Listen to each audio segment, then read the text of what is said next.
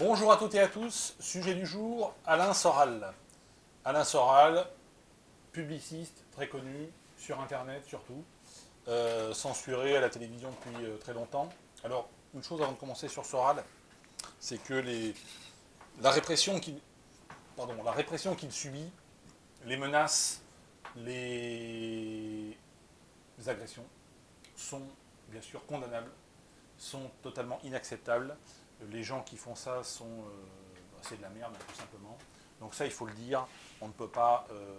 Nous devons tous défendre la liberté d'expression, qu'on soit d'accord ou qu'on ne soit pas d'accord avec ce que dit ou avec ce que fait Alain Soral ou qui que ce soit d'autre. On ne peut pas tolérer, accepter ce genre d'exaction, ce genre de dérive. Voilà, ça c'est fait. Le parcours d'Alain Soral, alors il est cohérent, mais il faut bien le reconnaître, il est décalé.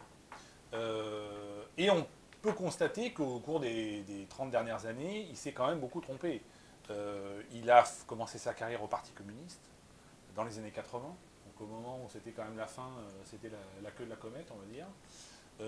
Bon, pour des raisons qu'il explique très bien. Hein. Et après, il y a un côté aussi. Alors il y a un côté un peu Don Quichotte, c'est-à-dire je vais je me lance dans les combats qui sont un petit peu perdus d'avance et qui sont un petit peu suicidaires. Donc il y a un côté. Il y a une certaine noblesse dans sa démarche, mais en même temps, ce sont relativement des impasses. Il est rentré ensuite au Front National. Il est rentré au Front National à la fin des années 80, début des années 90, aux côtés de Jean-Marie Le Pen. Aujourd'hui, il est dans une position politique où il pense qu'il faut faire ce qu'il appelle égalité-réconciliation, c'est-à-dire une alliance entre les gentils musulmans et les gentils chrétiens, ou les musulmans mous et les chrétiens mous. Je pense que c'est quelque chose, c'est une entreprise qui est vouée à l'échec, car les musulmans suivront toujours leurs leaders les plus cohérents, donc les plus fermes et les plus durs, et de même que les chrétiens ou les occidentaux suivront toujours leurs leaders, là aussi les plus cohérents et qui défendent le mieux leur identité. Donc l'alliance des masses molles est quelque chose à mon avis, qui ne peut pas réussir. Je constate également que ça n'a pas réussi, puisque son mouvement, il a été réconciliation, qui a tenté de se présenter à diverses élections, n'a pas réussi à véritablement percer. Donc voilà ce qu'on peut constater. Euh, Après, Alain Soral, c'est quelqu'un qui est un généraliste de la pensée, ce qui est une excellente chose, parce qu'il y a beaucoup de spécialistes, mais il y a très peu de généralistes. C'est quelqu'un qui touche à la fois à l'économie, à l'anthropologie, à l'histoire, à la philosophie dans une certaine mesure, qui publie un certain nombre d'auteurs, quand même beaucoup d'auteurs du 19e siècle, mais pas que. Donc ça c'est très bien. Par contre, il lui manque sur un certain nombre de sujets quand même pas mal de travail pour être bon. Parce que c'est bien d'être généraliste, mais quand on parle d'histoire, il ne faut pas raconter de bêtises. Par exemple, dire que pendant la Seconde Guerre mondiale, les Alliés tout le monde entier s'est coalisé contre Hitler parce que Hitler persécutait les Juifs. Non, le monde entier s'est coalisé contre Hitler parce que le 22 juin 1941, c'est Hitler qui trahit son allié soviétique et qui envahit l'Union soviétique. Et c'est Hitler qui, le 11 décembre 1941, déclare la guerre aux États-Unis, qui avait été attaqué le 7 décembre par le Japon, parce qu'il pense que l'empereur du Japon va lui rendre la politesse et attaquer l'Union soviétique en attaquant la Sibérie. Ce qui était complètement utopique. D'ailleurs, tous les conseillers d'Hitler lui avaient dit ne fais pas ça, ne déclare pas la guerre aux États-Unis, le Japon ne suivra pas. Le Japon n'a pas suivi, n'a pas déclaré la guerre à l'Union soviétique. Donc voilà, encore une fois, sur le plan historique, il faut faire attention de ne pas dire de bêtises. Sur le plan économique, il y a aussi beaucoup de choses qui sont contestables, notamment lorsqu'il explique dans son essai Comprendre l'Empire que tous les malheurs du monde viennent d'une conspiration bancaire.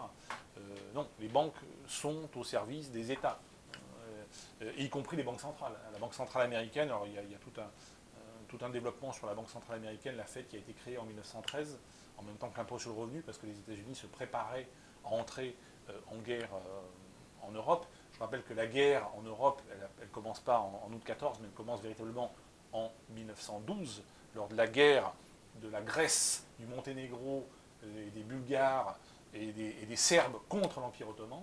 Ce sont les Serbes, bien sûr, avec leurs alliés, qui vont gagner la guerre de 1912. Et l'Europe, là, est au bord véritablement de la...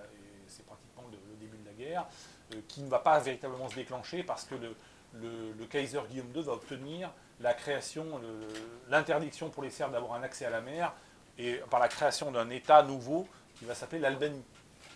Donc voilà, donc on arrive à éviter l'embrasement général, mais on savait que l'Europe, tôt ou tard, allait basculer dans la guerre, parce que l'Allemagne voulait en découdre avec le Royaume-Uni pour avoir un empire colonial, et parce que la France voulait en découdre avec l'Allemagne pour récupérer l'Alsace-Moselle perdue, donnée par les Républicains, je le rappelle, en 1871, suite à la défaite des armées napoléoniennes de Napoléon III face à Bismarck. Donc on a... donc voilà, donc il faut faire attention effectivement lorsque l'on parle de questions historiques, de questions économiques. Les banques sont, et les banques centrales sont des institutions étatiques, même si aux États-Unis c'est un pool de banques privées. On pourrait dire en France, par exemple, ce sont des syndicats privés qui gèrent l'assurance maladie, les allocations familiales, les caisses d'allocations familiales, etc. C'est pas parce que vous avez une mission de service public et que vous êtes une institution privée que vous ne faites pas partie de la mécanique étatique. Les banques font partie de la mécanique étatique de manière intégrée aux États-Unis depuis très longtemps, par la volonté des gouvernements, par la volonté de l'État. Donc c'est l'État qui contrôle les banques, qui contrôle à travers les banques centrales, et les banques centrales font partie de la mécanique étatique. La mécanique étatique, c'est les banques centrales et le gouvernement qui raquette le peuple par les taxes, et les banques centrales qui volent le peuple par la dévaluation monétaire. Quand vous avez un Mario Draghi qui dit l'objectif d'inflation c'est 2% par an, ça veut dire que je vais vous voler 2% par an sur votre épargne. C'est aussi simple que ça. Donc si on arrive à faire 4%, c'est encore mieux, parce que plus il y a d'inflation, plus on va fabriquer de la fausse monnaie. Donc ce sont des fraudes étatiques. Voilà. Donc voilà, pas mal d'imprécisions sur ces questions-là.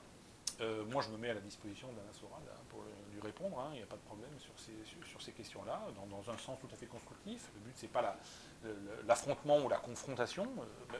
Ce n'est pas l'affrontement, c'est la confrontation. Mais la confrontation d'idées, on a le droit de ne pas avoir les mêmes idées. Voilà sur Soral, la petite présentation. Qu'est-ce que avez-vous des questions, des choses? Oui, Soral est-il d'extrême droite? Soral est-il d'extrême droite? Je pense que Soral, politiquement parlant, est authentiquement un homme de gauche. D'abord parce que ses premières amours politiques, quand vous voulez savoir quel est le positionnement politique d'un homme, il faut regarder le premier parti dans lequel il a milité. Le premier parti, c'est le Parti communiste. Donc c'est pas franchement un parti de droite. Fondamentalement, Soral, c'est quelqu'un qui, je pense, qui défend des valeurs tout à fait chrétiennes, qui sont fondamentalement de gauche, parce que finalement, la gauche socialiste ou communiste n'est que la version laïque du christianisme. Donc finalement, c'est assez cohérent de ce point de vue-là. En tant que chrétien authentique et en tant que socialiste ou communiste authentique, c'est un homme de gauche authentique. C'est-à-dire quelqu'un d'extrême droite. Après, est-ce que c'est quelqu'un d'extrémiste? C'est quelqu'un qui prend des positions fortes et qui attaque frontalement certaines personnes ou certains groupements, certaines communautés. On pense à la communauté juive, etc., et qui se défend bien sûr bec et ongle. Mais ça n'en fait pas pour autant quelqu'un d'extrémiste. C'est un homme qui publie des livres, c'est un éditorialiste, c'est un essayiste, c'est un écrivain, c'est un entrepreneur. Nous, ici, nous défendons la liberté d'expression, qui, je le rappelle, dit « fais ce que tu veux à condition de ne jamais porter matériellement et volontairement préjudice à autrui ». Ça, c'est l'éthique de la liberté, avec deux conséquences, c'est la liberté de se défendre et la liberté d'expression. Si on fixe une limite, qui fixe la limite? Donc voilà, non, pour moi, c'est pas un homme extrémiste et c'est certainement pas un homme de droite. Donc on ne peut pas dire que c'est un homme d'extrême droite. L'extrême droite, c'est un peu la tarte à la crème. Vous voulez discréditer quelqu'un, vous dites il est d'extrême droite. D'autres questions? Oui, est-ce que vous pensez que Soral est antisémite? Est-ce qu'il est antisémite? Peu importe. Lui, il dit qu'il ne l'est pas, qu'il est antisioniste, etc. Bon, qu'il le soit pas, c'est pas un sujet, c'est pas un dirigeant politique. Quand bien même, voilà. Donc pour moi, c'est pas, peu importe, c'est pas un sujet. Autre question? Oui, Soral a-t-il raison d'attaquer les banques? Alors, Soral a-t-il raison d'attaquer les banques? Oui, tout à fait, puisque les banques aujourd'hui, à commencer par des grandes banques européennes, hein, Deutsche Bank, Unicredit, la grande banque italienne, sont toutes des banques, sont toutes hyper en faillite. Elles sont exposées, elles sont virtuellement en faillite, elles ne sont pas encore officiellement en faillite, mais elles ont prêté des sommes gigantesques à des emprunteurs qui n'ont pas la possibilité de rembourser. Hein, donc on a un problème de solvabilité des emprunteurs. Mais là où Soral a tort, c'est qu'il attaque les banques, mais il n'attaque pas ce qu'il y a derrière les banques et ce qu'il y a au-dessus des banques, c'est la banque centrale, et c'est la mécanique étatique. Un banquier, son métier, c'est quoi? C'est de dire placer 10 000 euros dans ma banque, et ces 10 000 euros, je vais les prêter, donc vous placez, je vais vous rémunérer à 2%, et je vais placer cet argent à 3%, et j'encaisse le 1% de différence. C'est ça le métier de banquier. Ce que font les banques aujourd'hui, c'est pas ça du tout. Ce que font les banques aujourd'hui, au nom de la loi, parce que c'est la loi qui les oblige à fonctionner comme ça, toutes les banques doivent y passer, c'est de prêter des sommes folles et illimitées. Je rappelle que les dettes mondiales cumulées, c'est 230 000 milliards de dollars. Vous avez bien entendu, 230 000 milliards de dollars. Ça, c'était fin 2017. C'est peut-être même beaucoup plus. Bon. Officiellement, c'est 230 000 milliards de dollars. On les rembourse comment? Comment l'État français va rembourser ces 2 000 milliards d'euros de dettes financières, auxquels il faut ajouter 2 000 milliards d'euros de dettes non financières, c'est-à-dire de retraites qu'on doit payer aux futurs retraités, etc. On ne remboursera pas ces dettes financières. Je ne parle même pas des dettes non financières. Donc on peut attaquer les banques, et on doit attaquer les banques, et les banques sont en général au niveau mondial aujourd'hui des saloperies incroyables. Et on pourrait parler des banques chinoises, et on pourrait parler de toutes les banques mondiales. Mais parce que derrière, il y a une mécanique étatique qui a poussé pour relancer l'économie, parce que l'économie qui est minée par les taxes et les lois, l'économie est torpillée par les taxes et les lois, il faut la relancer en faisant du crédit. Donc on relance en faisant du crédit, et on rembourse comment ce crédit? Ben on ne sait pas. Donc on a raison d'attaquer les banques, mais avant d'attaquer les banques, il faut... Enfin, on peut attaquer les banques, mais il faut bien savoir que derrière les banques, il y a les banques centrales, il y a la mécanique étatique. Donc la mécanique étatique, c'est le totem putride, c'est Satan dans le monde aujourd'hui. C'est la réalité. Ce que Soral ne fait pas. Soral, il se contente d'attaquer les banques. D'autres questions? Soral va-t-il trop loin? Alors, va-t-il trop loin, Soral? Quelque part, il va pas assez loin. Parce que le fait d'attaquer, de se contenter d'attaquer les banques, et puis qui plus est, non seulement d'attaquer les banques, mais d'attaquer les banques juives, qui sont très peu importantes et très peu nombreuses, comme la banque Rothschild. Alors, elle a été très, très puissante au XIXe siècle. Aujourd'hui, elle est beaucoup moins puissante. Alors, c'est sûr que si on lit les auteurs socialistes du XIXe siècle, Owen, Fourier, Proudhon, etc., bon, on se rend compte effectivement qu'il y a un antisémitisme bancaire très fort. Aujourd'hui, encore une fois, les grandes banques européennes, c'est Deutsche Bank, c'est les banques italiennes, c'est les banques allemandes, c'est Société Générale en France, Crédit Lyonnais, les banques chinoises, les banques japonaises, les grandes banques américaines, Citibank, Wells Fargo, toutes ces banques n'ont jamais vu la queue d'un juif. Donc, voilà, donc, va-t-il trop loin? Je trouve au contraire qu'il ne va pas assez loin. Il se contente d'attaquer effectivement les petits, sans forcément voir les grands problèmes de ce monde. Encore une fois, je me tiens à sa disposition pour en discuter avec lui. Je pense qu'il a des faiblesses en économie qui sont assez criantes, qui sont assez fortes. Et du coup, il se met dans des positions délicates, avec un certain nombre d'associations juives, etc. Parce que ce qu'il fait, en même temps, est dangereux. Parce qu'on va vers une crise économique mondiale majeure, et distiller cette petite musique qui considère la banque juive, la banque juive, la banque... C'est une musique qui est dangereuse pour les juifs, parce qu'effectivement, un certain nombre de gens un peu qui n'y connaissent pas grand-chose peuvent se dire, bah tiens, le juif du coin de la rue, est-ce qu'il n'est pas partie prenante à cet effondrement mondial qui va arriver? Mais encore une fois, l'effondrement, il va peut-être arriver par la Chine. Expliquez-moi qui, parmi les 9 empereurs qui dirigent la Chine, et qui, parmi les banques chinoises qui ont ultra endetté le pays, combien il y a de juifs là-dedans? Il y en a zéro. Il y a combien de juifs qui influencent la politique de la Russie, de Poutine? Il y a combien de juifs parmi les autorités de l'Arabie Saoudite, de la Turquie, du Japon? Voilà, donc Bon, alors après, il a le droit d'attaquer, de critiquer l'État d'Israël. De toute façon, tous les États sont critiquables, parce que tous les États sont par définition des institutions qui sont là pour racketter le peuple et pour faire la guerre. Donc par définition, voilà, critiquer l'État d'Israël, les Juifs eux-mêmes critiquent l'État d'Israël, donc c'est pas le débat. On peut critiquer aussi les religions, critiquer le judaïsme en tant que religion, comme on le fait du christianisme, de l'islam, de toutes les religions. Là aussi, c'est éminemment, voilà, c'est tout à fait possible. Je rappelle que le judaïsme, d'ailleurs, est critiqué depuis 2000 ans par des gens qui s'appellent les chrétiens. Donc, c'est pas une nouveauté de critiquer les religions. Sur le plan doctrinal, il n'y a pas de souci par rapport à ça.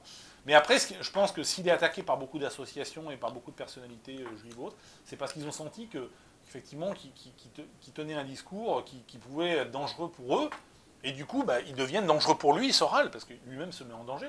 Si demain les choses devaient mal tourner, bien qu'il prône l'alliance avec les Maghrébins, les musulmans, pour essayer de faire quelque chose, pour montrer aussi qu'il n'est pas intrinsèquement et viscéralement raciste, et que c'est pas un salaud. Et encore une fois, pour moi, Soral est fondamentalement quelqu'un d'intelligent, de courageux,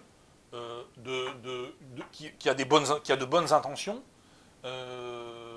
c'est quelqu'un de persévérant, c'est quelqu'un de percutant, mais c'est quelqu'un qui, je pense, doit travailler sérieusement un certain nombre de sujets, et notamment les sujets en matière économique, en matière anthropologique, il faut creuser davantage.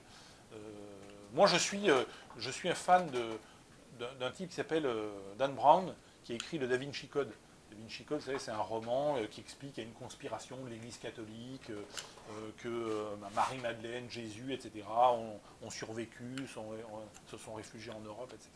Donc, tout ça est très intéressant et ça fait écho à toute une tradition dans le monde anglo-saxon où on explique que le monde catholique, c'est un monde de conspiration, qu'il y a une conspiration catholique depuis l'Inquisition, que Hitler était lui-même, avait été élevé dans la tradition catholique, Himmler avait été élevé dans la tradition catholique, et que tout ça, derrière tous ces catholiques, il y a forcément des gens tout à fait fanatiques.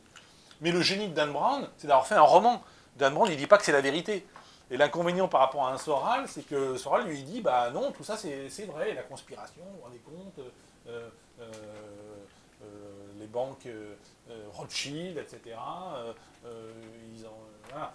On fait des liens entre des phénomènes, entre des événements qui n'ont pas forcément de lien entre eux. Et Soral le fait de façon, encore une fois, sérieuse. Pour lui, c'est très sérieux.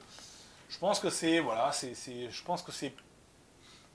Encore une fois, il y a des critiques qui peuvent être fondées, mais il y a quand même beaucoup de choses qui sont caricaturales, qui sont fausses, et qui sont dangereuses, pour tout le monde, pour lui, pour ses adversaires qu'il a désignés, comme pour lui-même. Et comme je pense que c'est quand même un type intelligent, et qui a qui a quand même aussi une certaine ambition, qui a une ambition intellectuelle, et qui a des capacités intellectuelles réelles, je pense que c'est quelqu'un qui peut aussi évoluer. Voilà. Voilà ce que je peux dire sur Soral. Avez-vous d'autres questions? Non? Rien, on a fait le tour. Bon, très bien. Merci à toutes et à tous.